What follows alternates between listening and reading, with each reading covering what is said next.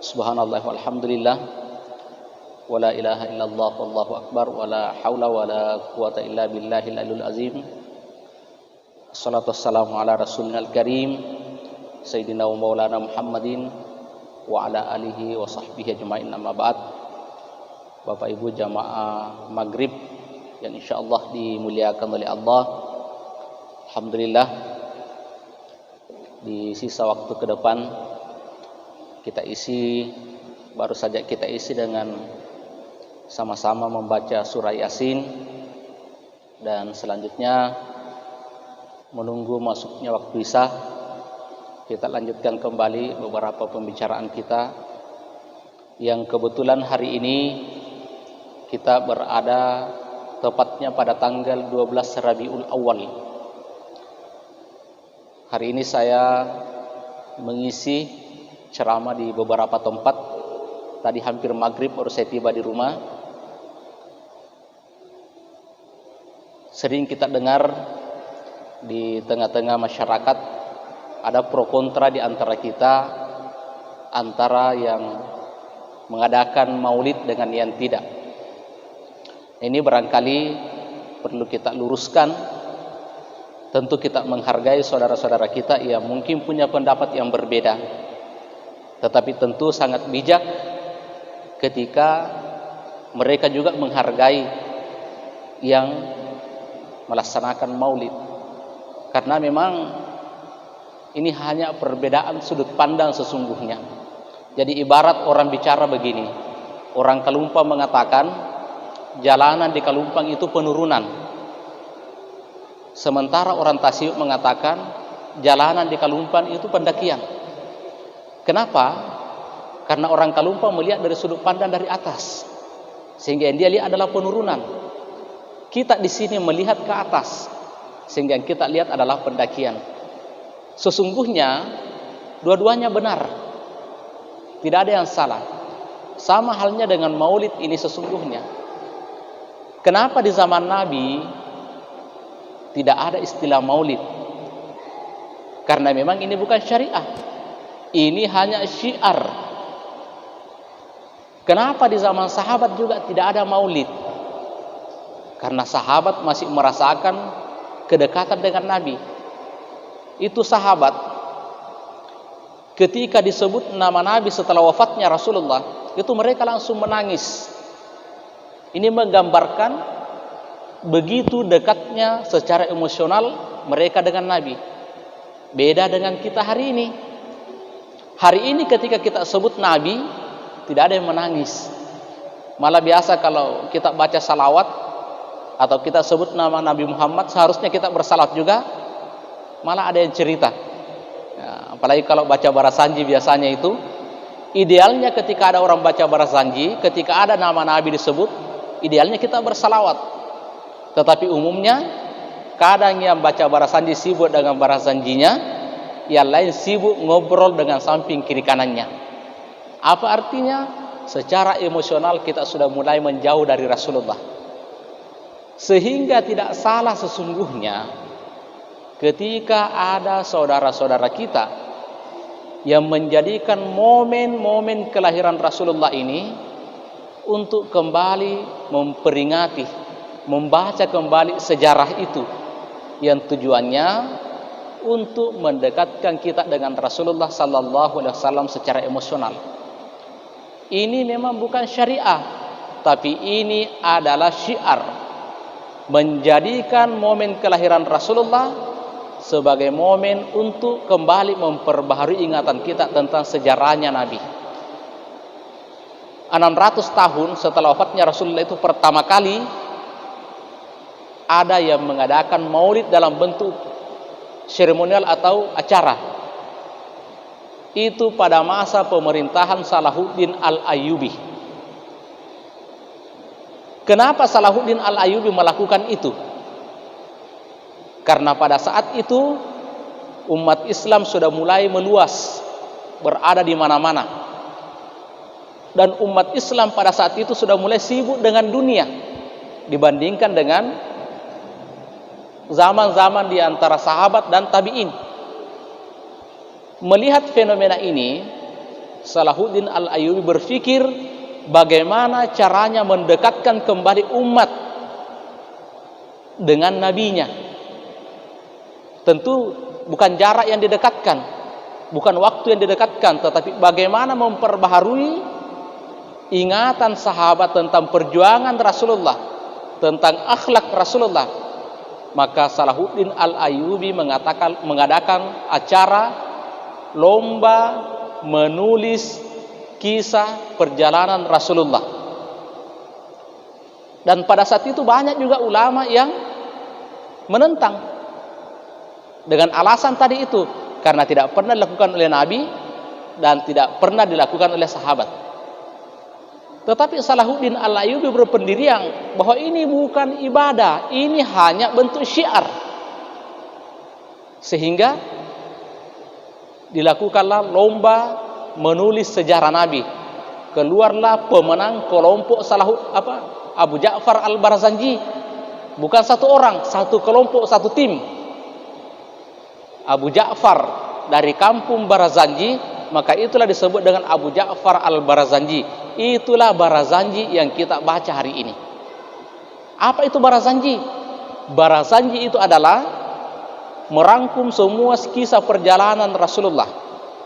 Lalu kenapa Barzanji sering kita munculkan ketika ada momen-momen sakral, acara-acara penting dalam kehidupan kita?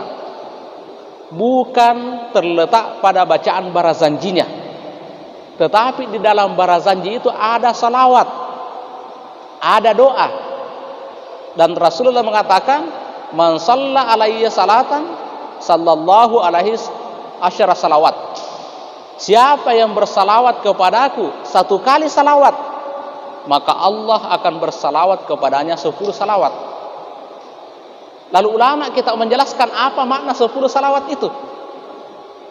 Makna dari 10 salawat itu, Allah menjauhkan kita dari berbagai macam bencana dan musibah.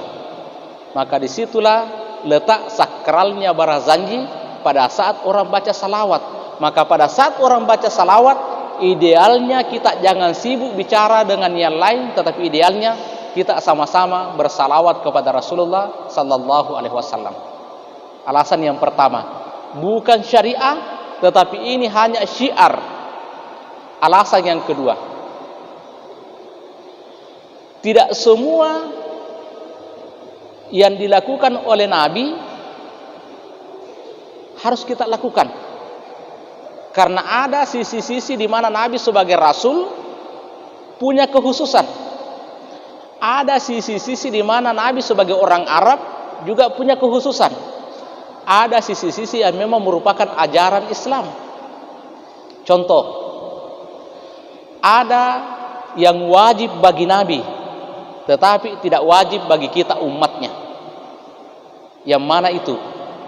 Bagi Nabi itu wajib hukumnya salat tahajud, tetapi sunnah muakkad, sunnah penting bagi kita umatnya, padahal wajib bagi Nabi. Ada sesuatu yang boleh bagi Nabi karena kekhususannya sebagai Nabi, tetapi tidak boleh bagi kita umatnya. Yang mana itu? Beristri lebih dari 4 orang. Nabi boleh, bahkan riwayat mengatakan istrinya Nabi 9, bahkan sampai ada yang mengatakan 11. Tetapi untuk umatnya Rasulullah itu hanya dibatasi 4 orang. Boleh bagi Nabi, tidak boleh melebihi 4 orang bagi umatnya. Ada juga sisi boleh bagi umatnya Nabi Muhammad, tetapi haram bagi Nabi Muhammad. Yang mana itu? Nabi mengharamkan dirinya menerima zakat, tetapi boleh bagi umatnya.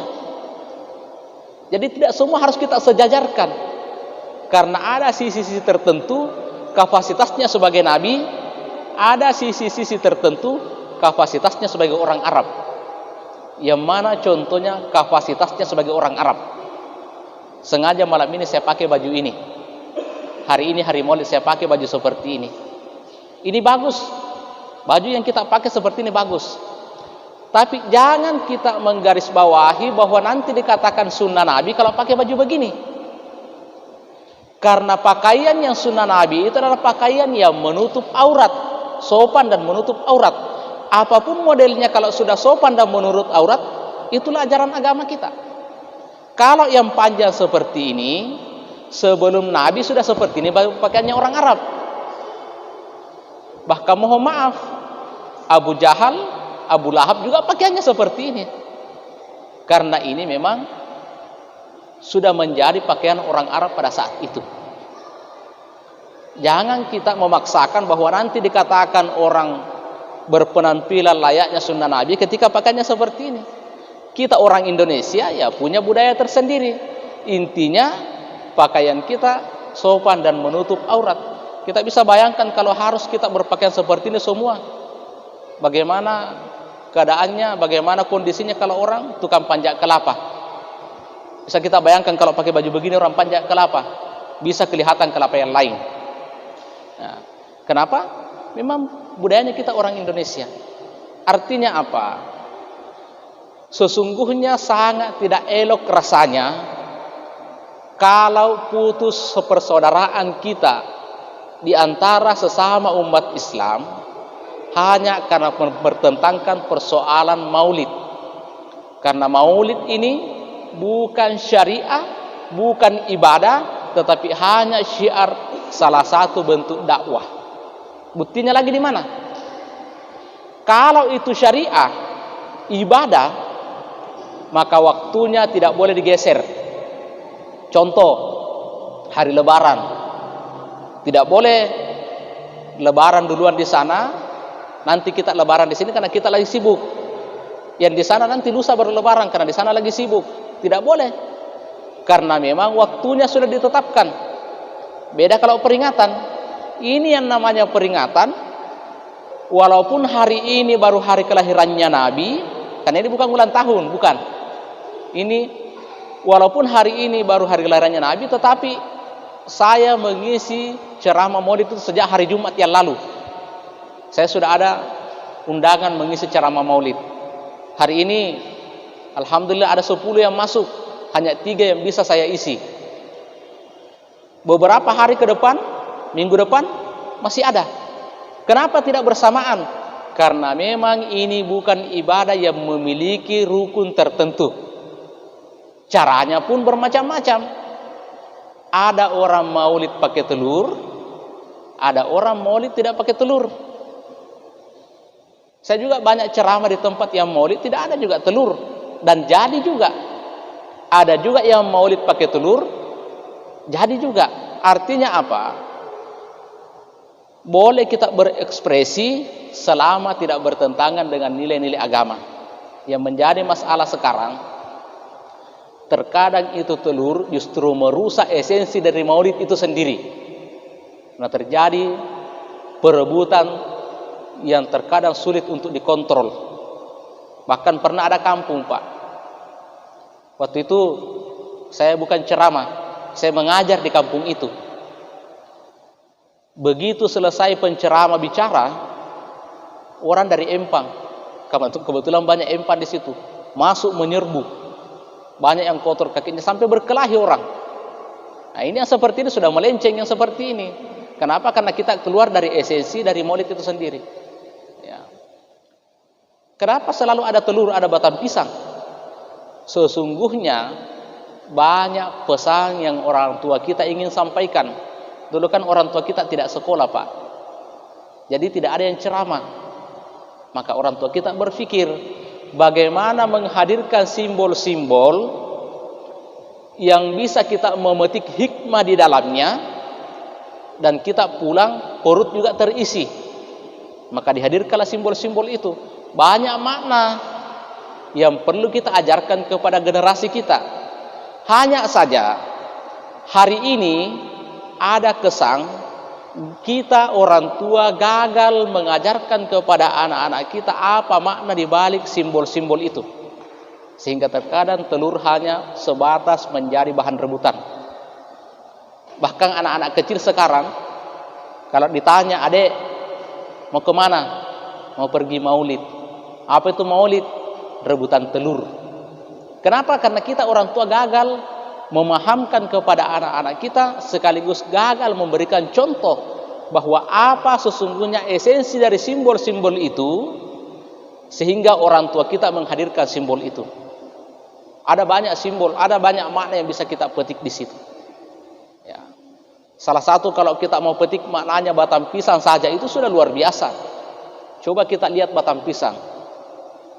Batang pisang itu punya prinsip pantang mati sebelum berhasil, pantang mati sebelum bermanfaat. Coba kita lihat batang pisang. Kalau belum berbuah lalu kita tebang, pasti muncul kembali. Kita tebal lagi, muncul lagi. Tapi kalau sudah berbuah baru kita tebang, sudah, dia tidak hidup lagi. Apa namanya? Apa maknanya? Orang tua kita ingin mengajarkan kepada kita melalui batang pisang itu bahwa ajaran Islam mengajarkan kepada kita khairun nas anfa'uhum linnas. Sebaik-baik manusia adalah orang yang banyak bermanfaat kepada sesamanya. Suami yang baik, suami yang bermanfaat kepada keluarganya. Istri yang baik, istri yang bermanfaat kepada keluarganya. Tetangga yang baik, tetangga yang bermanfaat kepada keluarganya. Pemimpin yang baik, pemimpin yang bermanfaat kepada keluarganya. Kalau semua kita mengambil prinsip itu, selalu saling memberi manfaat, nikmat hidup ini, Pak. Baru dari batang pisang kita belajar. Inilah simbol yang gagal kita pahami terkadang. Yang kedua,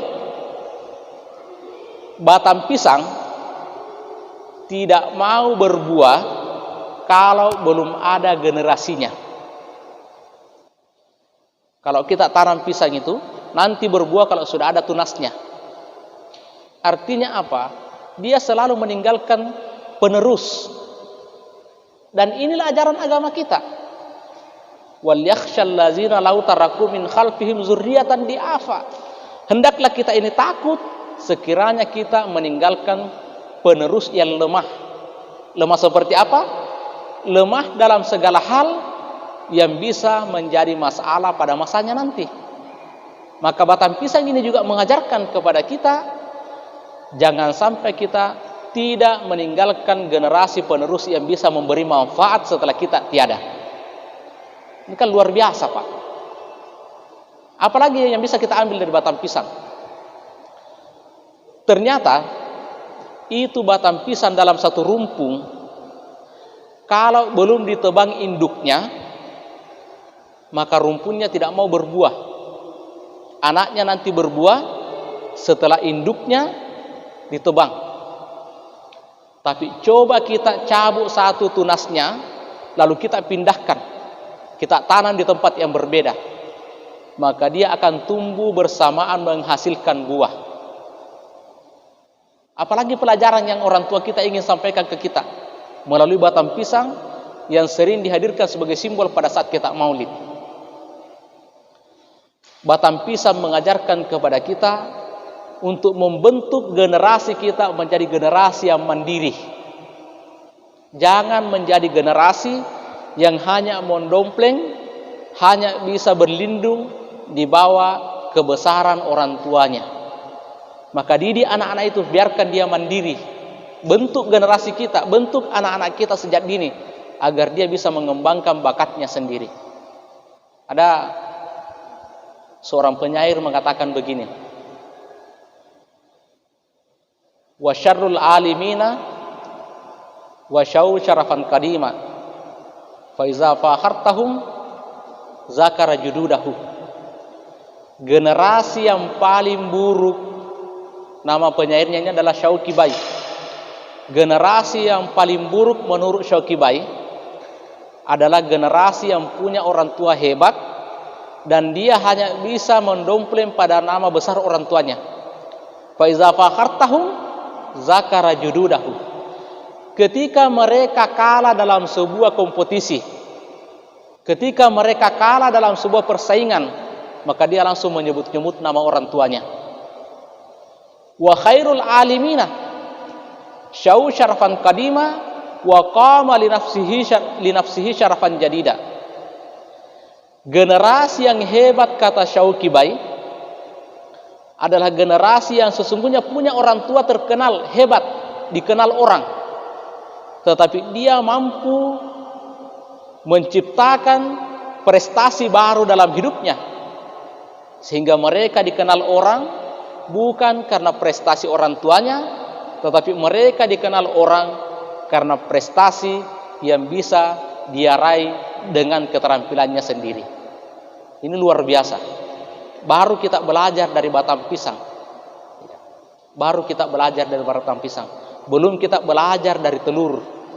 Belum kita belajar dari yang lain-lainnya. Begitu luar biasanya makna dari simbol-simbol yang dihadirkan oleh orang tua kita. Dan ini menjadi tanggung jawab kita mengajarkan kepada generasi kita agar simbol-simbol itu jangan hanya dijadikan sekedar simbol, tetapi harus kita pahami dan kita mengambil pelajaran di dalamnya. Saya kira ini Pak, karena kalau kita mau bahas satu persatu ini, batang pisang ini masih banyak yang bisa kita ambil. Belum kita ke telurnya, belum kita ke sokoknya, masih banyak yang lain. Ya. Tapi paling tidak, saya berharap bahwa kita tidak perlu saling menyalahkan, apalagi sampai putus persaudaraan hanya karena persoalan-persoalan seperti ini. Karena bisa jadi dua-duanya benar, hanya karena sudut pandang kita yang berbeda. Tetapi berbeda dalam sudut pandang bukan berarti bahwa kita boleh saling menyalahkan satu sama lain. Karena waktu kita agak sempit, tadi saya sudah dikobi-kobi sama Pak Haji, artinya bahwa sudah harus kami sudahi. Kita tutup pertemuan kita dengan sama-sama berdoa kepada Allah Subhanahu wa taala. Mudah-mudahan ada hikmah, ada manfaat yang bisa kita peroleh khususnya pada pertemuan kita malam ini. Amin. Bismillahirrahmanirrahim. Alhamdulillahirabbil alamin. Hamdan na'imin, hamdan syakirin, hamdan yuwafi ni'amahu yukafi mazida. Ya Rabbana lakal hamdu kama yanbaghi li jalalik wajhikal karimi wa azimi sultanik. Allahumma salli ala Muhammad wa ala alihi wa sahbihi wa sallam. Allahumma allimna ma yanfa'una wa anfa'na ma 'allamtana wa zidna ilman. Allahumma allimna ma yanfa'una wa anfa'na ma 'allamtana wa zidna ilman. Allahumma allimna ma yanfa'una wa anfa'na ma 'allamtana wa zidna ilman. Allahumma inna nas'aluka salamatan fid din wa afiatan fil jasad wa ziyadatan fil ilm wa barakatan fil rizq wa taubatan qablal maut wa rahmatan indal maut wa maghfiratan ba'dal maut. Rabbana atina fid dunya hasanah wa fil akhirati hasanah wa qina azabannar wa qina azabannar wa qina azabannar. Walhamdulillahirabbil alamin. Wassalamualaikum warahmatullahi wabarakatuh.